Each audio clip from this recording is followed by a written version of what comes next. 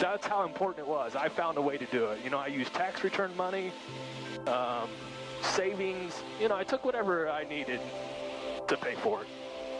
And that's the passion you got to have if you want to do it.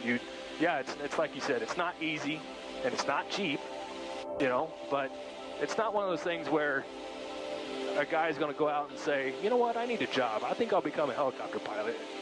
And then figure out that's what they're going to do, because that's not going to work, because they're going to see how much money it costs. Yep. And then they're not going to do it.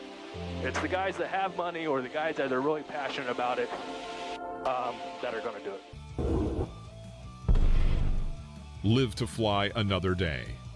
Helicopterground.com. So back in the late 90s, I started training here just south of downtown Chicago, flying an R-22.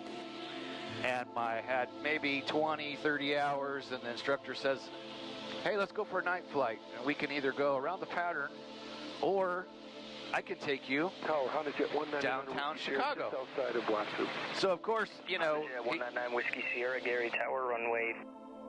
He made it clear that, you know, benefits of going around the pattern is probably the best for my money. But he goes, but if you want to go downtown, I'm like, by all means, let's go downtown. So we take off. It's just about right at sunset. The lights of the taillights on cars are popping up and real clear, and your street lights. We turn towards Chicago. As we head towards downtown, it was getting dark. The lights of Chicago were lighting up, and that was the moment in time that I said, I am going to do this for a living. I don't know how I'm going to pay for it. I don't know if I'm smart enough.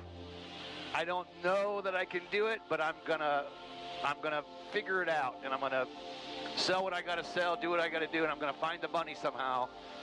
And I just went from there. Before that, I was unsure of myself, but in that moment of going downtown Chicago, that was it for me. I knew I was gonna do this for a living. So then, we picked back up. We just stopped at Lansing and had lunch back at it used to be Shannon's years ago when I did my private and commercial check rides. After the check ride, we would go with the examiner and the instructor over to this little restaurant right there on the field. And let's just say we enjoyed our adult beverages, and it became the thing. Back then, after check ride, you had to go to Shannon's. And you went with the examiner, and again, your instructor, I said that already, but it just became a thing, right? That's just what you did.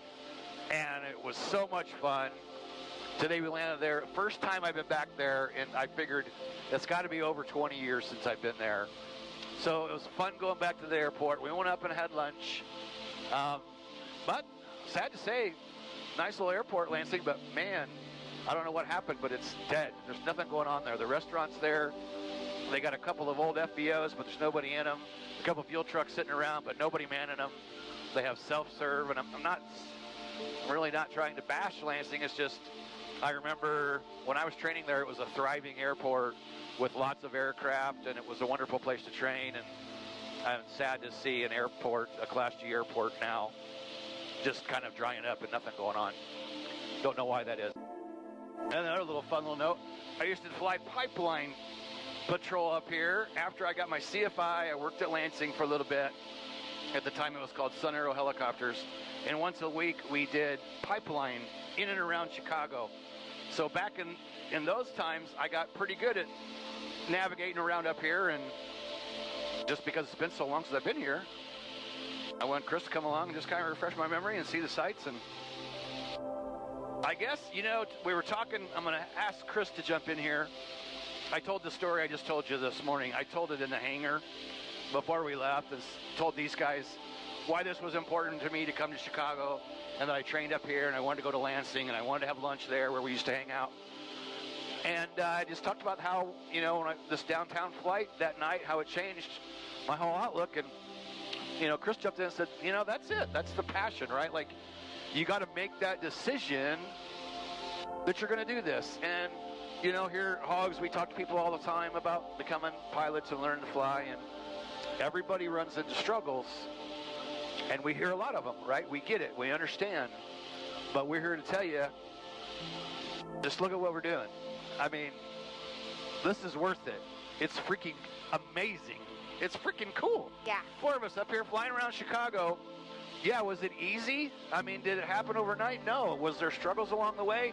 Yeah. Helicopters haven't necessarily been great to me. You know, you might, people from the outside looking in, somebody might think that it is, but you don't see the hard work behind the scenes for a lifetime or half a lifetime or 20 or 25 years somebody puts into something. And now I'm getting the benefit of the years of hard work. So I want Chris to jump in and, you know, if you can kind of just hit what you said this morning about, because you've been doing a lot of training for years as well as a CFI, more than 10 years, right? Yeah, probably. Long time you've been training, and you've run into the same thing. And you remember what you told us this morning? So, yeah, let me make a radio call real quick. Okay. Chicago area traffic. Helicopter 181, Mike Bravo is along Lake Shore northbound, south of the city, Chicago. So, yeah, so we were talking about this morning, you know, and talking about expense and all that, and it's kind of like what you said. It's you found your passion right away, and you were going to do whatever it took to get here, and that's how I was. I wanted to fly helicopters, been wanting to do it since I was a kid, and I was going to do whatever it took to do it. And when I was full-time instructing for a little bit, you know, I would introduce guys, I'd take them up for their intro flights, and you know, and they would say, oh, I want to do this, I want to do this. And then when I really broke it down for them as far as what the numbers were going to be, you could just kind of see that it kind of took their breath away, because they didn't understand, they didn't get that it was going to be that expensive. But I'd always tell them, if you really want to do it, you'll find a way to do it. Yep. And that's how I left it. And then I would always tell them, you know, my story was that before I started flying, I had a motorcycle, I had an enclosed trailer, I had 4 four-wheelers, my truck was paid off, whatever, right? Well, when I first started flying, my wife at the time said, well, if you want to start flying, you got to sell the motorcycle. Well, okay, that's how important it was to me. So I sold the motorcycle. That paid for my airplane lessons. Then after that, I transitioned to helicopters. Well, slowly but surely, one of the four-wheelers disappeared for some money. Then the second four-wheeler disappeared. Eventually, the enclosed trailer disappeared.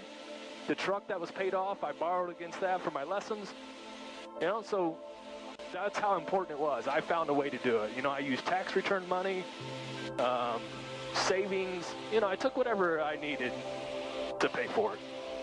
And that's the passion you got to have if you want to do it.